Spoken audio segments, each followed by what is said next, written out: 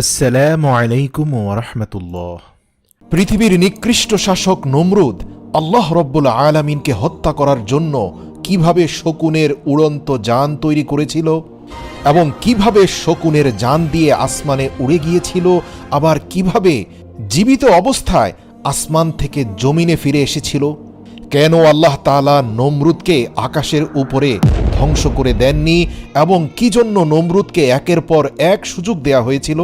প্রিয় দর্শক, শুরুতেই বলে রাখি, নমরুদ এবং ফেরাউনের মধ্যে একটি গুরুত্বপূর্ণ পার্থক্য ছিল।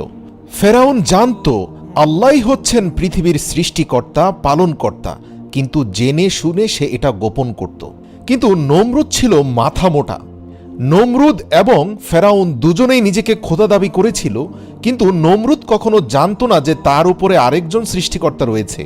আর এজন্যই আল্লাহ রব্বুল আলামিন ফেরাউনের থেকেও নমরুদকে বেশি সুযোগ দিয়েছেন নিজের ভুল বোঝার জন্য।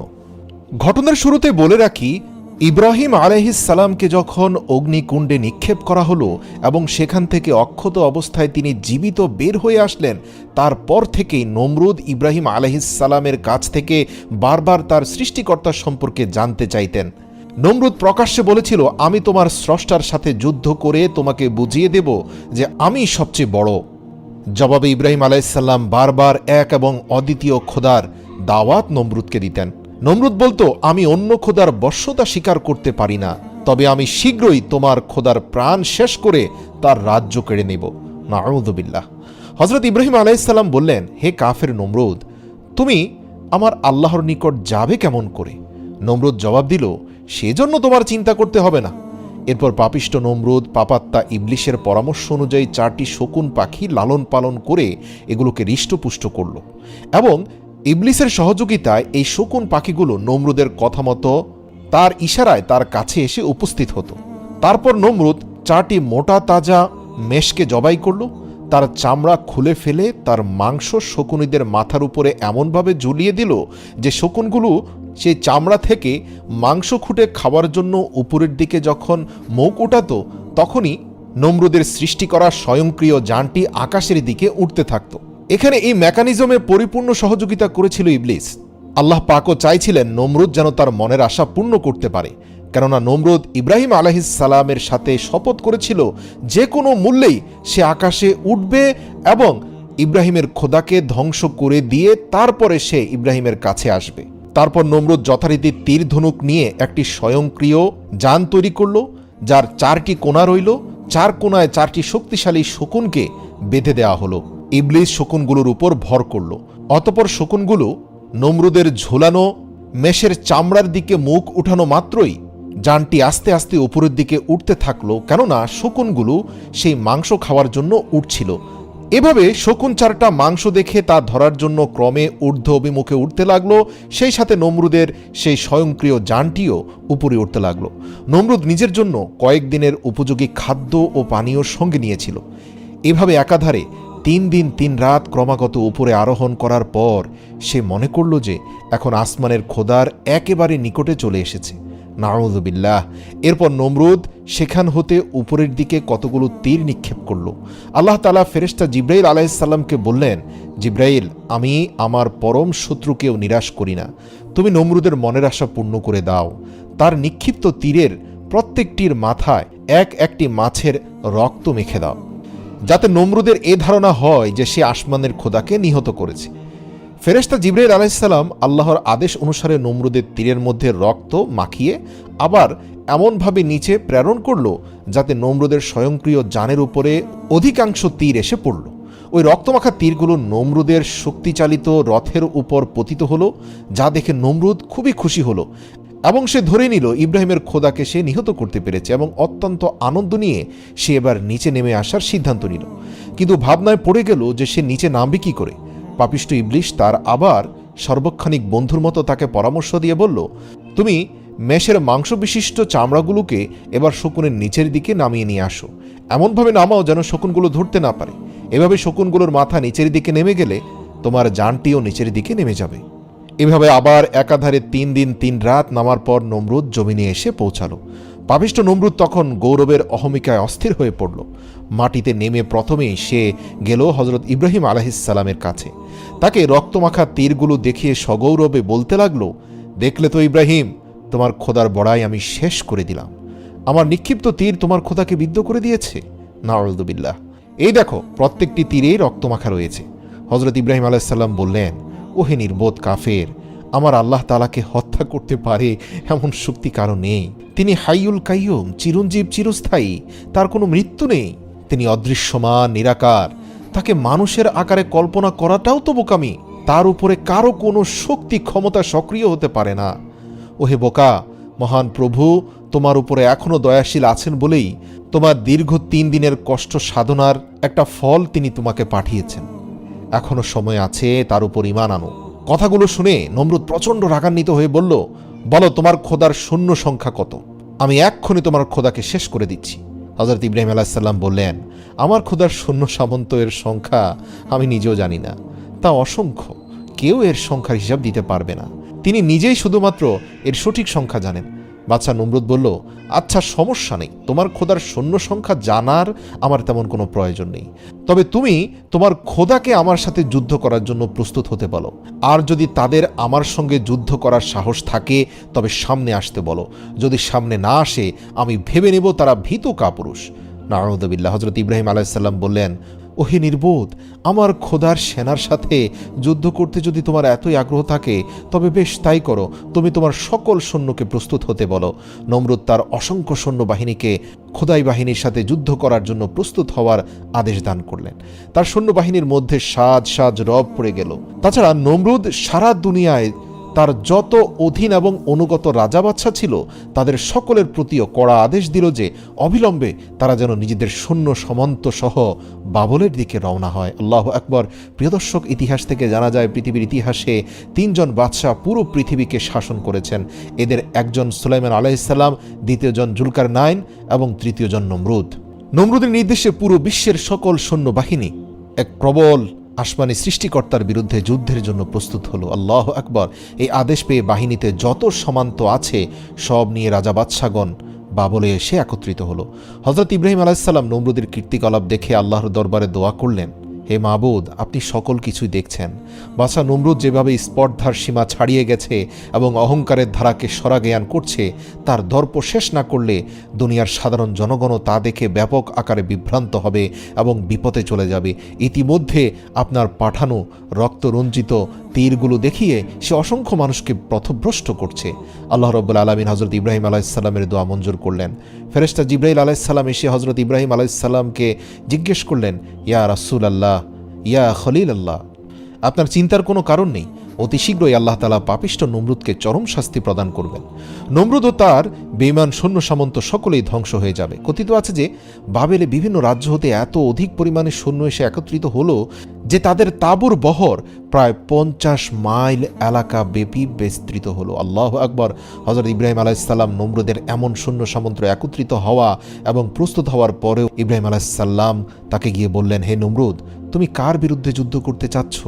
চিন্তা ভাবনা করে দেখেছ কি যার নিকট তুমি ও আমি সকলেই মুখাপেক্ষী, যিনি আমাদের সকলের রুজির ব্যবস্থা করেন, যার ক্ষমতা এত অসীম ও প্রবল যে ইচ্ছে করলে তিনি চোখের পলকে সারা পৃথিবী শেষ করে দিতে পারেন।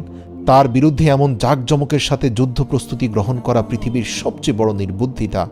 এখনো সময় আছে নমরুদ, তোমার প্রভু তোমার উপর এখনো দয়াবান। দেখতে পাচ্ছ এখনো আসমান থেকে কোনো আযাব নাজিল হয়নি, কেননা তুমি অজ্ঞ এবং মূর্খ। তাই তোমার প্রভু এখনো তোমার প্রতি ধৈর্যশীল আছেন। তুমি এক আল্লাহর প্রতি বিশ্বাস স্থাপন করো। ইব্রাহিম আলাইহিস সালামের কথা শুনে পাপিষ্ঠ নমরুদ বলল, হে ইব্রাহিম, তুমি আমার এই সামান্য প্রস্তুতিতেই ভয় পেয়ে গেছো বুঝি? তোমাকে আমি এর আগেও বলেছি, আবারও বলছি, তুমি আমাকে এখনো তোমার খোদার শক্তির মিথ্যাভীতি প্রদর্শন করা বন্ধ করো। আমি তোমার এসব কথায় ভয় পাওয়ার মতো লোক নই। তোমার খোদার শূন্য সংখ্যার নাকি কোনো শেষ নেই। আমি দেখতে চাই এই সকল শূন্যের শেষ কোথায়। আর বারবার আমার কাছে এইসব দাওয়াত নিয়ে এসো না, ওই কথা শুনলে আমার বিরক্তি লাগে। নমরুদের কথা শুনে আল্লাহর নবী হযরত ইব্রাহিম আলাইহিস সালামের মনে বড় কষ্ট এবং ব্যথা লাগলো। তিনি আল্লাহর দরবারে ফরিয়াদ করলেন, হে মাবুদ, আমি নমরুদকে তোমার পথে আনার ভুল চেষ্টা করেছিলাম। কিন্তু আমি যতই চেষ্টা করি ততই আমাকে দুর্বল ভেবে সে নিজেকে অজেয় শক্তির অধিকারী বলে মনে করে। অতএব এখন আর তার শাস্তির বিধান না করে পারা যায় না। সঙ্গে সঙ্গে আল্লাহর তরফ হতে ওহির মাধ্যমে জিজ্ঞেস করা হলো, হে আমার বন্ধু, তুমি বলো নমরুদের বিরুদ্ধে আমি কোন ধরনের সৈন্য পাঠিয়ে দেব? তখন হযরত ইব্রাহিম আলাইহিসসালাম আরজ করলেন, হে মাবুদ, নমরুদ যত বেশি বড়াই করুক না কেন, তোমার সামান্য একটি বাণীতেই তা ধ্বংস হতে পারে। অতএব আমি এ কামনা করি যে তাকে একটি ক্ষুদ্র শক্তি দিয়েই নির্মূল করে দিয়ে শিক্ষা দেওয়া দরকার যে দুনিয়ার শক্তি যত বিরাট এবং প্রবল হোক না কেন, মহান মালিকের একদম সামান্য ও ক্ষুদ্রতম একটি শক্তির নিকটও তা একেবারে দুর্বল, অসহায়। ইব্রাহিম আলাইহিস সালাম আল্লাহকে অনুরোধ করলেন, হে আল্লাহ, নমরুদকে কোনো বড় বাহিনী দ্বারা ধ্বংস করবেন না, যেভাবে আদ এবং সামুদকে ধ্বংস করেছেন, বা পুরো বিশ্বব্যাপী বন্যা দিয়ে আপনি নূহ আলাইহিস সালামের সেই পথভ্রষ্ট কাউমকে ধ্বংস করেছেন। বরং আপনি পৃথিবীর সবচেয়ে তুচ্ছ ও ক্ষুদ্র বাহিনী দিয়ে নমরুদকে শেষ করুন, যাতে মানুষের মগজের মধ্যে ঢুকে যায় যে মহান প্রভু আল্লাহ পুরো বিশ্বের শাসককে কত তুচ্ছ জিনিস দিয়ে ধ্বংস করতে পারেন। আল্লাহ তাআলা ইব্রাহিম আলাইহিস সালামের দোয়া কবুল করলেন এবং ইব্রাহিম আলাইহিস সালামের দোয়া অনুযায়ী আল্লাহ রাব্বুল আলামিন এক ঝাঁক ক্ষুদ্র মশা বাহিনী পাঠিয়ে দিলেন নমরুদের সেনা সামন্তকে ধ্বংস করে দেওয়ার জন্য। আল্লাহ রাব্বুল আলামিন বললেন, আমি মশা বাহিনী দ্বারাই নমরুদের অহংকার ধ্বংস করে দেব। ফেরেশতাগণকে আল্লাহ আদেশ দিলেন, কোহে কাহাফের একটি দরজা উন্মুক্ত করে মশাদেরকে পথ করে দাও। আল্লাহর আদেশ সঙ্গে সঙ্গে পালিত হলো এবং সে পথে মশার দল বের হয়ে দুনিয়ার সারা আকাশ ছেয়ে গেল। নমরুদ হযরত ইব্রাহিম আলাইহিস সালামের কাছে জিজ্ঞেস করল, কি হে ইব্রাহিম, আমার সৈন্যবাহিনী তো বহু আগে প্রস্তুত হয়ে আছে, তোমার খোদার সৈন্যবাহিনী কোথায়? হযরত ইব্রাহিম আলাইহিস সালাম বললেন, ওই যে আমার খোদার সৈন্যবাহিনীও এসে পড়েছে। আল্লাহ তাআলা মশাদের লক্ষ্য করে বললেন, তোমাদের জন্য আজ আমি উত্তম খাবারের ব্যবস্থা করেছি। তোমরা আজ নমরুদের সৈন্যদের রক্ত ও মাংস খেয়ে তোমাদের উদর পূর্ণ করো। হযরত ইব্রাহিম আলাইহিস সালাম আকাশের দিকে লক্ষ্য করে বললেন, ওই যে আমার খোদার সৈন্য আসছে। তখন নমরুদ ও তার সেনাগণ আকাশের দিকে তাকিয়ে দেখল যে একটা বিরাট ঘন কৃষ্ণবর্ণ মেঘের ছটা সারা আকাশকে আচ্ছন্ন করে ফেলেছে। তারা মনে করল যে এখনই মুষলধারে বৃষ্টিপাত শুরু হবে, কিন্তু সঙ্গে সঙ্গে তাদের সে ধারণা ভুল প্রমাণিত হলো। নমরুদ একটি নতুন ধরনের আওয়াজ শুনতে পেয়ে তার সৈন্যদেরকে আদেশ করল, তোমরা তোমাদের ডাক ঢোল এবং কাড়া নাকাড়াগুলো সজোরে বাজাতে থাকো এবং সকলে অস্ত্রশস্ত্র নিয়ে তৈরি হয়ে যাও। সম্ভবত ইব্রাহিমের খোদার সৈন্য নিকটে চলে এসেছে। আসামাত্রই তোমরা তাদের উপর এমনভাবে ঝাঁপিয়ে পড়বে যেন বিশ্ববাসী জানতে পারে এই পৃথিবীর খোদা নমরুদের শক্তি কত। জেনে রেখো, ইব্রাহিমের খোদার একটি সৈন্য যেন জীবিত ফিরে যেতে না পারে।